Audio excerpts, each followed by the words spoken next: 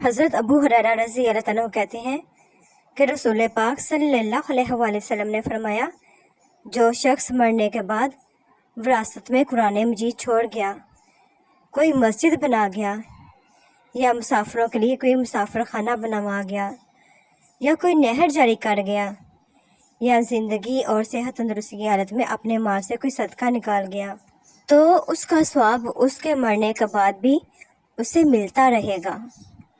حضرت ابو ہریرہ رضی اللہ عنہ سے روایت ہے کہ رسول پاک صلی اللہ علیہ وآلہ وسلم نے فرمایا، شہید 5 ہیں: طاعون سے مرنے والا، ہیضے سے مرنے والا، ڈوب کر مرنے والا، دب کر مرنے والا، اللہ پاک کی راہ میں شہید ہونے والا۔ لیکن شرط یہ ہے کہ اس کا عقیدہ قرآن اور سنت پر ہو، کیا پتہ موت کب دبوچ لے۔ اے حضرت انسان، موت سے پہلے آ جا اللہ پاک کے قرآن کی طرف اور پیارے آقا صلی اللہ علیہ وآلہ وسلم کی بات کی طرف۔ رسول پاک صلی اللہ علیہ وآلہ وسلم کے پاس کوئی محتاج آیا تو آپ صلی اللہ علیہ وآلہ وسلم صحابہ کرام سے فرماتے، خود کچھ نہ کر سکو تو کسی دوسرے کا ہاں اس کی سفارش ہی کر دو، تمہیں اس کا بھی ثواب ملے گا۔ رسول پاک صلی اللہ علیہ وآلہ وسلم نے فرمایا، جب اللہ پاک کسی بندے کو کسی رعیت کا حاکم بناتا ہے اور وہ خیر خواہی کے ساتھ اس کی حفاظت نہیں کرتا تو وہ جنت کی خوشبو بھی نہیں پائے گا۔ کچھ لوگ اور کچھ واقعات انسان کو اتنا خاموش بنا دیتے ہیں کہ ضروری بات کرنے کو بھی دل نہیں کرتا۔ رسول پاک صلی اللہ علیہ وآلہ وسلم نے فرمایا، اللہ تعالیٰ کا جلال جو تم ذکر کرتے ہو وہ تسبیح، تہلیل اور تحمید ہے۔ یہ کلمے عرش کے ارد گرد گھومتے رہتے ہیں، ان میں شہد کی مکھیوں کی بنبناہٹ کی طرح آواز ہوتی ہے۔ اپنے کہنے والے کا ذکر کرتے ہیں اللہ پاک کے سامنے۔ کیا تم میں سے کوئی یہ پسند نہیں کرتا کہ اس کے لیے ایک ایسا شخص ہو جو اللہ تعالیٰ کے سامنے اس کا برابر ذکر کرتا رہے؟ تسبیح سبحان اللہ، تمہید الحمدللہ، تحلیل لا الہ الا اللہ۔ رسول پاک صلی اللہ علیہ وآلہ وسلم نے فرمایا، تم جہاں کہیں بھی ہو اللہ پاک سے ڈرو، گناہ ہو جائے تو اس کے بعد نیکی کر لو، بے شک نیکی گناہ کو مٹا دیتی ہے۔ سیدنا ابو ہریرہ رضی اللہ عنہ سے مروی ہے کہ رسول پاک صلی اللہ علیہ وآلہ وسلم نے فرمایا، تم اپنے ایمان کی تجدید کیا کرو۔ کسی نے کہا، اے اللہ کے رسول، ہم کیسے اپنے ایمان کی تجدید کیا کریں؟ آپ صلی اللہ علیہ وآلہ وسلم نے فرمایا، کثرت سے لا الہ الا اللہ کہا کرو۔ درود ابراہیمی پڑھنا ساری نفلی عبادتوں سے افضل ہے۔ درود ابراہیمی پڑھنے والے کے گناہ 3 دن تک فرشتے نہیں لکھتے۔ درود ابراہیمی کی کثرت کرنے والے کو قبر میں نہ مٹی کھائے گی نہ کیڑے۔ تو آج درود ابراہیمی کے فائدے کو اتنا پھیلاؤ کہ ہر مسلمان کی زبان پر درود پاک جاری ہو۔ جزاک اللہ۔ جو شخص وضو کے وقت یہ دعا پڑھ لے، اس کی مغفرت کا پرچہ لکھ کر مہر لگا کر رکھ لیا جاتا ہے، قیامت تک اس کی مہر نہ توڑی جائے گی اور بخشش کا حکم برقرار رہے گا۔ سبحان اللہ۔ حضرت انس رضی اللہ عنہ بیان کرتے ہیں، رسول پاک صلی اللہ علیہ وآلہ وسلم نے فرمایا، اللہ پاک کسی مومن کی کوئی نیکی ضائع نہیں کرتا، اس کو اس کی نیکی کے بدلے میں دنیا میں عطا کیا جاتا ہے اور اس کے بدلے میں اسے آخرت میں جزا دی جائے گی، اور کافر کو اس کی دنیا میں اللہ پاک کے لیے کی گئی نیکیوں کے بدلے میں کھلایا جاتا ہے، حتیٰ کہ جب وہ آخرت کو پہنچے گا تو اس کی کوئی نیکی نہیں ہوگی جس کی اسے جزا دی جائے۔ رسول اللہ صلی اللہ علیہ وآلہ وسلم نے فرمایا، جنت کی عمارت کی 1 اینٹ چاندی کی ہے اور 1 اینٹ سونے کی ہے، اور اس کا گارا خالص مشک ہے، اور اس کی کینکریاں موتی اور یاقوت ہیں، اور اس کی مٹی زعفران ہے۔ سبحان اللہ۔ رسول اللہ صلی اللہ علیہ وآلہ وسلم نے فرمایا کہ اللہ تعالیٰ کے کچھ فرشتے ہیں جو دنیا میں چکر لگاتے رہتے ہیں اور میرے امتیوں کا سلام و صلوات مجھ تک پہنچاتے ہیں۔ فرمانے مصطفیٰ صلی اللہ علیہ وسلم، فرشتے کہتے ہیں اے رب، تیرا یہ بندہ برائی کرنا چاہتا ہے حالانکہ وہ اسے دیکھ رہا ہے۔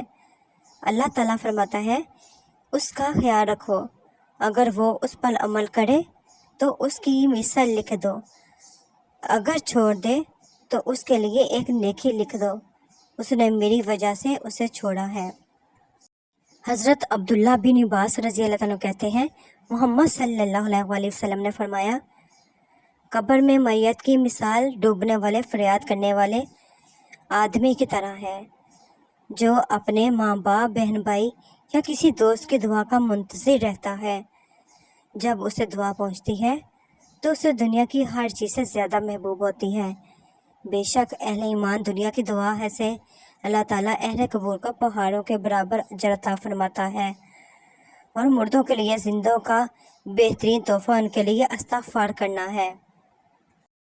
پیارے نبی پاک صلی اللہ علیہ وسلم نے فرمایا، تم میں سے کوئی بھی 100 مرتبہ تسبیح یعنی سبحان اللہ پڑھے گا تو اس کے لیے 1000 نیکیاں لکھی جائیں گی اور اس کی 1000 برائیاں مٹا دی جائیں گی۔ سبحان اللہ۔ نبی پاک صلی اللہ علیہ وسلم نے فرمایا، تم اتنا ہی عمل کرو جتنی طاقت رکھتے ہو، کیونکہ اللہ تعالیٰ ثواب دینے سے نہیں تھکتا، لیکن تم تھک جاؤ گے، اور اللہ تعالیٰ کے نزدیک سب سے زیادہ محبوب عمل وہ ہے جو ہمیشہ کیا جائے اگرچہ تھوڑا ہو۔ نبی پاک صلی اللہ علیہ وسلم نے فرمایا، کوئی بھی مسلمان درخت لگاتا ہے، اس میں سے جو بھی کھایا جائے وہ اس کے لیے صدقہ ہوتا ہے، اور اس میں سے جو چوری کیا جائے وہ اس کے لیے صدقہ ہوتا ہے، اور جنگلی جانور اور جو پرندے کھائے جائیں وہ بھی اس کے لیے صدقہ ہوتا ہے، اور کوئی اس میں جو بھی کمی کرتا ہے تو وہ اس کے لیے صدقہ ہوتا ہے۔ رسول اللہ صلی اللہ علیہ وسلم نے فرمایا، تمہارے بہترین افراد وہ ہیں جن کو دیکھ کر اللہ پاک کی یاد آئے۔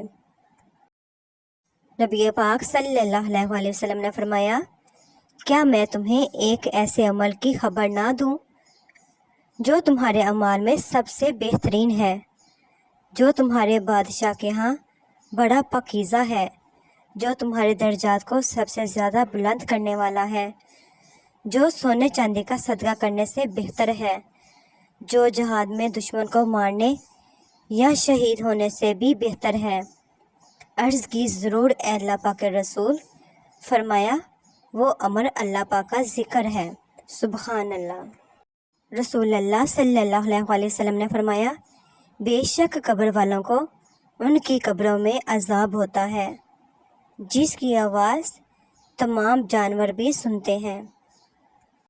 استغفار کے فوائد: گناہ معاف ہوں گے، بارش ہوگی، اولاد نصیب ہوگی، مال ملے گا، باغات ملیں گے، نہریں جاری ہوں گی، خوشحالی والی زندگی نصیب ہوگی، طاقت اور قوت ملے گی۔ مبارکبادی ہے اس شخص کے لیے جس کے نام و اعمال میں استغفار زیادہ ہوں۔ جو پابندی سے استغفار کرے گا، اللہ تعالیٰ اسے ہر غم اور ہر تکلیف سے نجات دے گا، ہر تنگی سے نکالنے کا راستہ پیدا فرمائے گا، اور اسے ایسی جگہ سے رزق دے گا جہاں سے اسے وہم و گمان بھی نہ ہوگا۔ سمندر سارے شراب ہوتے تو سوچو کتنے فساد ہوتے، گناہ نہ ہوتے ثواب ہوتے تو سوچو کتنے فساد ہوتے۔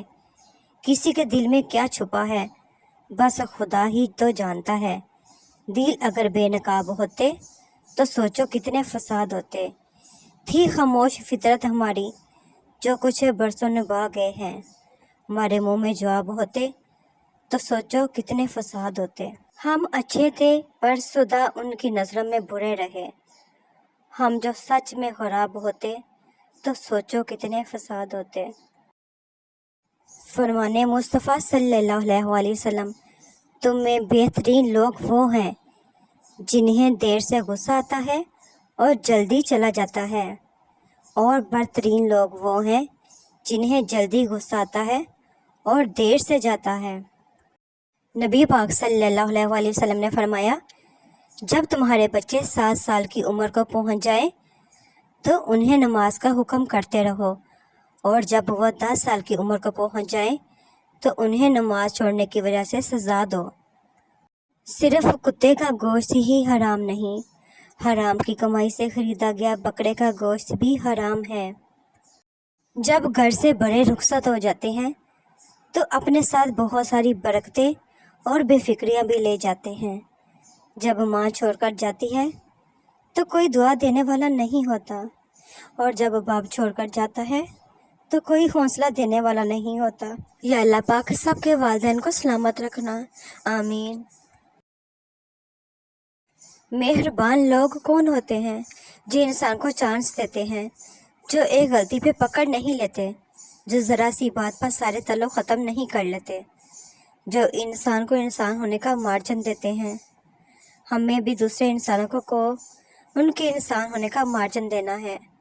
اگر ہم اللہ پاک کے بندے ہیں تو ہمیں یاد رکھنا ہے کہ اللہ پاک ہمارے ساتھ بہت مہربان ہے، وہ ہمیں بار بار چانس دیتا ہے، اس لیے ہمیں بھی اسی مہربانی کی روایت کو دوسروں کے لیے جاری رکھنا ہے۔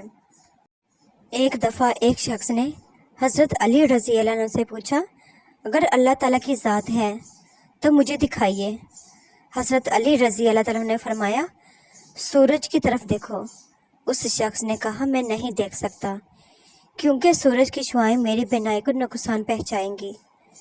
حضرت علی رضی اللہ تعالیٰ نے فرمایا، اگر تم تخلیق کو نہیں دیکھ سکتے تو تم کس طرح تخلیق کرنے والے کو دیکھ سکتے ہو؟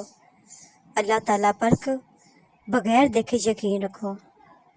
نبی پاک صلی اللہ علیہ وآلہ وسلم نے فرمایا، جب تو نماز پڑھنے کھڑا ہو تو ایسے نماز پڑھ جیسے تو دنیا سے رخصت ہونے والا ہے، اور کوئی ایسی بات نہ کہہ جس سے بعد میں معذرت کرنی پڑے، اور لوگوں کے ہاتھ میں جو کچھ ہے اس سے پوری طرح مایوس ہو جا، یعنی امید بندوں سے نہیں بلکہ اللہ پاک سے ہونی چاہیے۔ نبی پاک صلی اللہ علیہ وآلہ وسلم نے فرمایا، صبح کو تم میں سے ہر ایک شخص کے ہر جوڑ پر ایک صدقہ ہوتا ہے، پس ہر ایک تسبیح ایک مرتبہ سبحان اللہ کہنا صدقہ ہے، اور ہر ایک تمہید الحمدللہ کہنا صدقہ ہے، ہر ایک تحلیل لا الہ الا اللہ کہنا صدقہ ہے، ہر ایک تکبیر اللہ اکبر کہنا بھی صدقہ ہے، اور کسی کو نیکی کی تلقین کرنا بھی صدقہ ہے، اور کسی کو برائی سے روکنا بھی صدقہ ہے۔ بے شک داڑھی والا چور نہیں ہوتا، بعض اوقات چور داڑھی رکھ لیتا ہے، نمازی دھوکہ نہیں دیتا، بعض دھوکے باز نماز پڑھ لیتے ہیں۔ برائی کو ختم کریں، نیکی کو نشانہ نہ بنائیں۔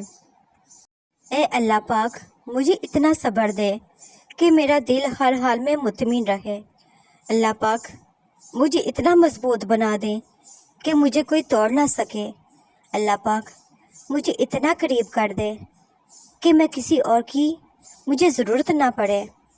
اللہ پاک مجھے اپنی اتنی محبت دے کہ میں کسی اور کی محبت کے لیے نہ ترسوں۔ اللہ پاک مجھے دنیا کی اتنی سمجھ عطا کر دے کہ میں تیرے ہر فیصلے پر راضی ہو جاؤں۔ اللہ پاک مجھے اتنا نواز دے کہ میں کسی کے محتاج نہ رہوں۔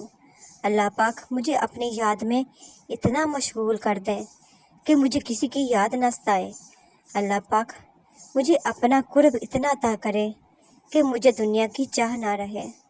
آمین ثم آمین۔